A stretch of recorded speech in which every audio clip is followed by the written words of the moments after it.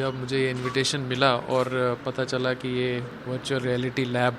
एक इनाग्रेट करना चाहते हैं, तो अपने आप में मुझे बड़ा अच्छा लगा, बिकॉज़ जो हमारी एजुकेशन सिस्टम है उसमें बहुत सारी ट्रांसफॉर्मेटिव चेंजेस आ रही हैं। जैसे with the national education policy ज़्यादा फोकस अब एक्सपीरियंशियल लर्निंग के ऊपर है। तो जब हम एक्सपीरियंशियल लर्निंग की बात करते हैं तो वहाँ पे बात आती है कि बच्चों को ज़्यादा से ज़्यादा जो है रियल चीज़ों के साथ उनका एक एक्सपेरिमेंट्स की तरह वो लोग इसको यूज़ करें, और एजुकेशन एक ऐसा लर्निंग एक्सपीरियंस हो जिसमें कि उनको while they are doing it, while they are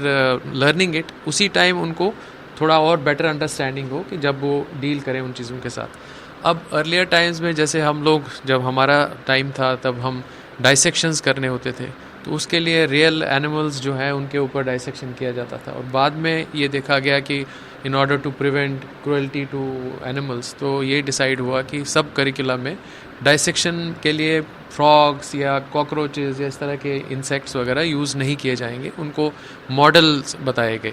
लेकिन अब with virtual reality what is happening is कि आपको अब जो फ्रॉग है वो बिल्कुल आप उसका डाइसेक्शन कर सकते हैं, और बिल्कुल without actually harming any of the frogs. इसी तरह कुछ ऐसे एक्सपेरिमेंट्स हैं जैसे केमिस्ट्री लैब में हम लोग करते थे, तो बच्चों को बताते थे कि भाई ये दो केमिकल्स आप मिक्स करेंगे तो ये बड़ा डेंजरस होगा, ब्लास्ट हो सकता है।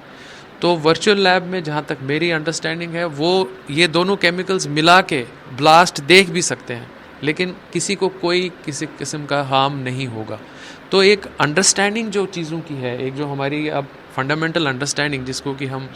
बहुत ज़ोर देते हैं कि एजुकेशन, जैसे स्कूल एजुकेशन में बच्चों के लिए कॉन्सेप्ट्स क्लियर हों, बच्चों की फंडामेंटल्स क्लियर हों, तो उसमें ये मुझे लगता है बहुत बड़ा एक रेवोल्यूशनरी स्टेप है। एक immersion, this more of an immersion kind of learning, experiential learning, immersive learning and transformative learning. तो जैसा आपने कहा कि एआई का ज़माना है और एआई की हमारी बहुत ज़्यादा अब इन्वॉल्वमेंट हो रही है हमारी डे टू डे लाइफ में, तो मुझे लगता है ये स्टेप जो आईडीपीएस ने लिया है ये बहुत ही एक फ्यूचरिस्टिक स्टेप है, एक विजनरी स्टेप है, और इसकी बहुत ज़्यादा ज़रूरत है इस टाइम पे। और इन्होंने जो ये पहला कदम लिया है तो मैं इनको बहुत बधाई देना चाहता हूँ, और ये कहना चाहता हूँ कि ये वाकई में रिक्वायर्ड है, और बहुत जगहों पे ये ऑलरेडी हायर इंस्टीट्यूशंस में भी ये मतलब वर्चुअल रियलिटी इंट्रोड्यूस हुआ है, आईआईटीज़ में वगैरह में भी हुआ है। तो स्कूल लेवल पे तो ये बहुत ही ट्रांसफॉर्मेटिव होगा, बिकॉज़ ये एक ऐसी एज होती है जहाँ पे कि बच्चे जो है वो उनकी लर्निंग, अगर उनके कॉन्सेप्ट्स इस लेवल पे क्लियर हों तो बहुत उनके लिए अच्छा रहेगा। नहीं सर, अगर आप पूरे जम्मू कश्मीर की बात करें तो जम्मू कश्मीर की पहली वर्चुअल रियलिटी लैब है ये, और लाइक अगर हिंदुस्तान के बाकी हिस्सों की बात करें हम अक्रॉस इंडिया, साउथ इंडिया में दो देर डेफिनेटली लिटरेसी रेट वहाँ पे हायर है, तो they have incorporated this technology में भी लास्ट ईयर और last year. Talking about US, UK जो डेवलप्ड कंट्रीज़ हैं, वहाँ पे for last 5 or 7 years they already they have incorporated this technology in their total curriculum and all। और यहाँ पे अगर आप देखेंगे कि ऐसा बिल्कुल नहीं कोई पेरेंट सोच सकता है कि भाई बच्चा इसमें गेम्स देखेगा ये सब, no, it's meant for educational purposes. और फेसबुक ने इन डिवाइसेस को लाइक प्रॉपरली एजुकेशनल मॉडल में ही डेवलप किया हुआ है। And coming back to the schools now, अगर आप देखें तो जो सीबीएसई का सिलेबस है,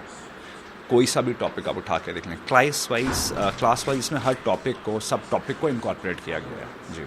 इस एजुकेशन में चेंज आया, जैसे मेरे को टीचर्स के पढ़ाने पे थोड़ा बहुत समझ नहीं आता था, इसमें अब मेरे को इजी हो रहा है लर्निंग करना और समझना भी।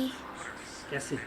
सर, इस तरह से जैसे मैं फील करती थी कि ये पिक्चर है, ये ऐसा होगा वैसा होगा, पर जब मैं इसको लगाती हूँ यहाँ पे तो ऐसा लगता है मैं सच में वहाँ पे हूँ, फील करती हूँ मैं सच में वहाँ पे हूँ, और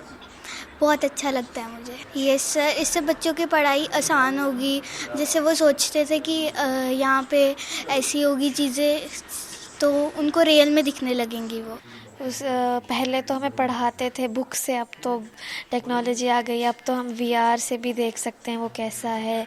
वो उसका मतलब कैसा अंदर से है, डाइजेस्टिव सिस्टम हम टच कर सकते हैं,